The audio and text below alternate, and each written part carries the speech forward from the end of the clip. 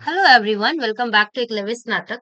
तो आज हम इंग्लिश फ्लुएंसी 1 से यूनिट 2 को डिस्कस करने जा रहे हैं, जिसका नाम है in the university introducing oneself, जो कि आपकी जनरल इलेक्टिव सब्जेक्ट है। जो कि आप चाहे एसओएल या रेगुलर या डीयू के स्टूडेंट्स हैं या किसी अदर कोर्स के, अगर आपके पास जनरल इलेक्टिव सब्जेक्ट में इंग्लिश फ्लुएंसी 1 है तो ये वीडियो आपके लिए होने वाली है, जो कि सेमेस्टर 1 एंड 2 बोथ स्टूडेंट्स के लिए होने वाली है। कई बच्चों के पास ये फर्स्ट सेमेस्टर में होता है और कई बार सेकंड सेमेस्टर में होता है, ठीक है। और ये जो है बीए प्रोग्राम और बीकॉम प्रोग्राम वाले स्टूडेंट्स के लिए है, ठीक है। तो चलिए शुरू करते हैं। उससे पहले मैं आपको बता दूं, अगर आपने हमारे टेलीग्राम ग्रुप को ज्वाइन नहीं किया है तो आप हमारे टेलीग्राम ग्रुप को एकलव्य स्नातक 1 के नाम से ज्वाइन कर सकते हैं। वहां पे आपको सभी नोट्स जो है एज अ पीडीएफ फॉर्म में आपको अवेलेबल करवा दी जाती है। तो कंटेंट की अगर मैं बात करूँ तो there are 3 units of this subject, 1 and 2 and 3। So हम इस वीडियो में इन द यूनिवर्सिटी डिस्कस करने जा रहे हैं, इंट्रोड्यूसिंग वनसेल्फ। ओके, तो सबसे पहला अगर हम टॉपिक की बात करें तो इसमें क्या है कि इस वाले जो हमारा सेकंड यूनिट है, इसमें बेसिकली बताया गया कैसे इंट्रोड्यूस अपने आप को किया जाता है और दूसरों के सामने इंट्रोड्यूस करने के लिए आपको कौन कौन सी चीजें चाहिए, ध्यान रखना चाहिए, और सीवी अपना कैसे बनाते हैं, इन सारी चीजों के बारे में हम इसमें डिस्कस करेंगे, ठीक है। सबसे पहले हम डिस्कस करते हैं the basic protocol of introduction requires that. जो आप इंट्रोडक्शन देते किसी को भी, तो उसमें क्या बेसिक प्रोटोकॉल्स होते हैं जो रिक्वायर होती हैं।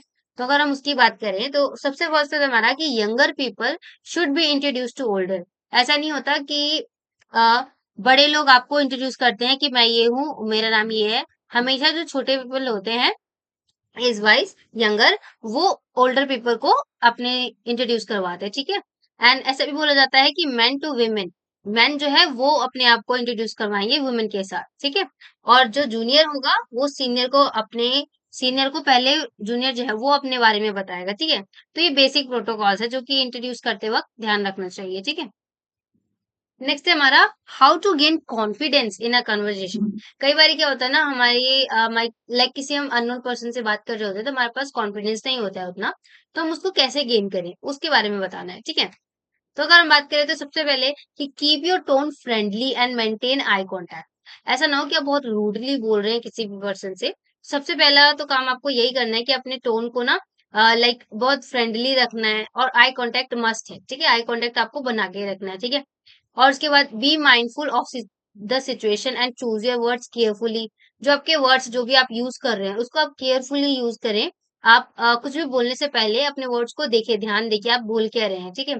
सिचुएशन को समझने की कोशिश करें, और साथ ही साथ आप थोड़ा धीरे बोलें सो दैट जो अदर पर्सन है वो आपके वर्ड्स को फॉलो कर सके, आपकी बातों को समझ सके। ऐसा ना हो बहुत फास्ट फॉरवर्ड, बहुत स्पीड में बोल रहे हैं आप, या बहुत ही ज्यादा धीरे बोल रहे हैं। लाइक थोड़ा आराम से अच्छे से बोलें ताकि जो सामने वाला पर्सन है वो आपके वर्ड्स को समझ सके, ठीक है।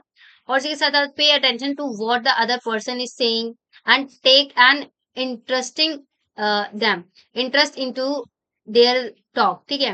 तो ऐसा आप बोल सकते हैं कि ना कि लाइक सिर्फ आप बोले जा रहे हैं, आप ही अपनी बात रख रहे हैं सामने, ऐसा ना करें। जो सामने वाला पर्सन है उसको भी बोलने का मौका दे, और उसको भी उतने ही ध्यान से सुने जितने ध्यान से आप अपने बातों को कहते हैं, ठीक है। उसी प्रकार सामने वाले पर्सन की बातों को सुनिए और इंटरेस्ट दिखाइए उसकी बातों में। तभी जो है आप किसी भी कन्वर्सेशन में कॉन्फिडेंस गेन कर सकते हैं, ठीक है। और इसी के साथ साथ do remember to say nice to have a meet you और I enjoy talking to you. तो ये दो सेंटेंस जो है लास्ट में आप अपनी कन्वर्सेशन को एंड करते वक्त जरूर बोलें। इससे क्या होता है कि लास्ट इमेज जो है आपकी अच्छी बनती है, ठीक है, सामने वाले के ऊपर।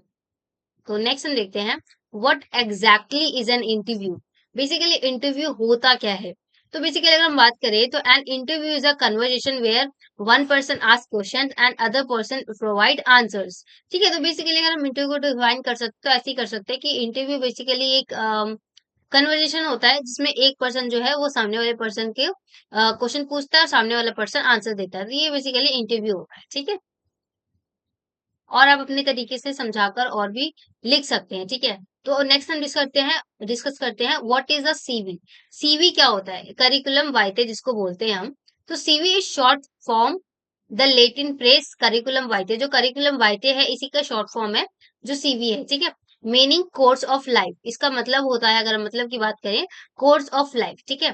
तो अ CV is a 2 or 3 page long document that summarizes your educational qualification, work experience and other achievements.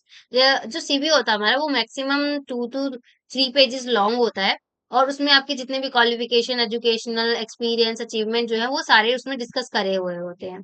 ठीक है? और इसी के साथ-साथ जो अगर हम अपनी कंट्री में बात करें तो इसको हम द वर्ड रिज्यूमे के नाम से जानते हैं और रिज्यूमे में और ठीक है, तो रिज्यूमे और करिकुलम वाइटे सेम चीज़ होती है, बस इसमें एक चीज़ का डिफरेंस होता है कि जो हमारा करिकुलम वाइटे होता है, जो हमारा सीवी होता है, वो 3 या 2 पेजेस का होता है, ठीक है? और दूसरी ओर जो हमारा रिज्यूमे होता है, वो बेसिकली 1 और 2 पेजेस में वो खत्म हो जाता है, बट जो सीवी है वो हमारा 3 पेजेस का भी हो सकता है, ठीक है? So the only difference between them is that of length, so length का डिफरेंस है इनमें, ठीक है? Whereas a resume is 1 और at the most 2 pages long. A CV can be much longer because it includes more detailed information. क्योंकि हमारी जो CV होती है उसमें और भी ज्यादा डिटेल में इंफॉर्मेशन दी गई होती है, इसीलिए वो सीवी जो है वो ज्यादा लॉन्ग होती है। ठीक है, आई होप कि आपको क्लियर हुआ होगा।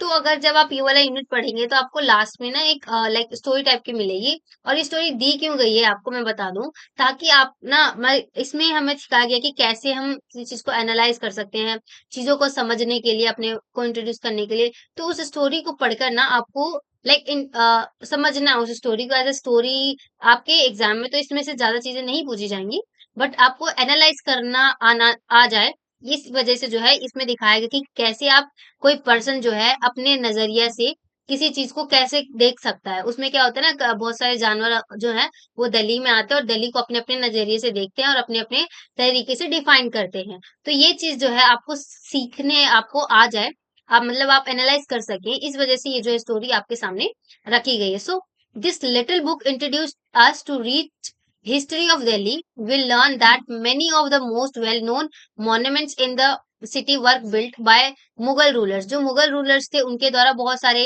लाइक मॉन्यूमेंट्स बनाए गए हैं दिल्ली के अंदर, ये मुझे बताने की जरूरत नहीं है, आप सभी को पता है।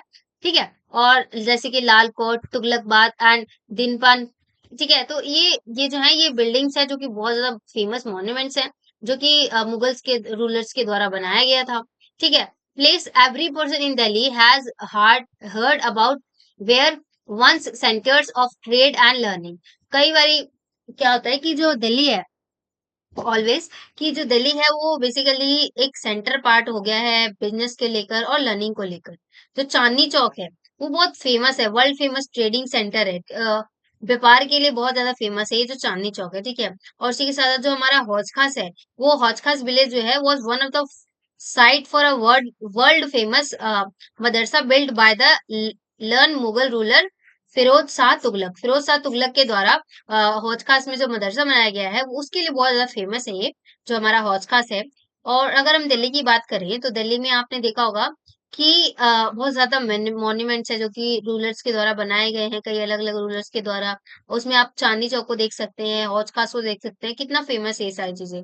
तो इस वाले स्टोरी में बेसिकली यही होता है कि अलग अलग मतलब एनिमल्स होते हैं वो आते हैं और दिल्ली को ना मतलब घूमते हैं, वो विजिट करते हैं, जो दिल्ली के मतलब कुछ फेमस सिटीज जो हैं उनको विजिट करते हैं। ठीक है, और फेमस लाइक एरियाज को वो विजिट करते हैं और फिर उसको डिस्क्राइब करते हैं, वो अपने अपने लैंग्वेज में डिस्क्राइब करते हैं। जब आप इस बुक को पढ़ेंगे तो आपको और अच्छे से समझ में आएगा what the basically story is. ठीक है, तो यहाँ पे हम लाइक एज अ समरी को थोड़ा सा डिस्कस कर रहे हैं। ठीक है, और इसी में आप ये भी बता सकते हैं कि in this book it is interesting to read about the curse city at fort Tughlakabad. We are we are no one lives where, यहाँ पे वेयर आएगा। ठीक है, इसको आप यहाँ पे काट कर इस यहाँ पे आप वेयर लिख दें। ठीक है,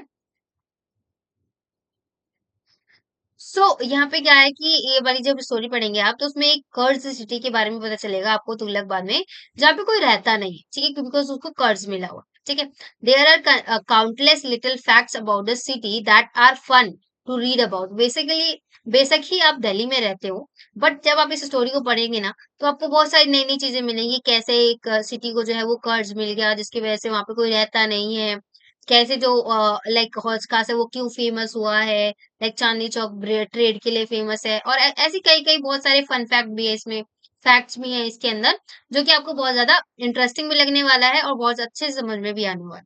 ठीक है, तो बेसिकली मैं बताऊँ तो आपको बस इसको रीड आउट करना है, बिकॉज़ एग्ज़ाम में आपके क्वेश्चन्स यहाँ से नहीं बनेंगे, जो हमने पिछले स्लाइड्स में डिस्कस किया, उनसे क्वेश्चन्स बनेंगे, like what is the CV, what is the interview basically.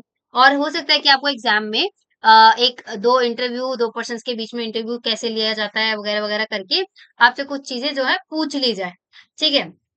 और सीवी किसी को प्रिपेयर कैसे करते हैं किसी भी सीवी को, ये सारी चीज़ें डिस्कस करी जा सकती हैं, ठीक है?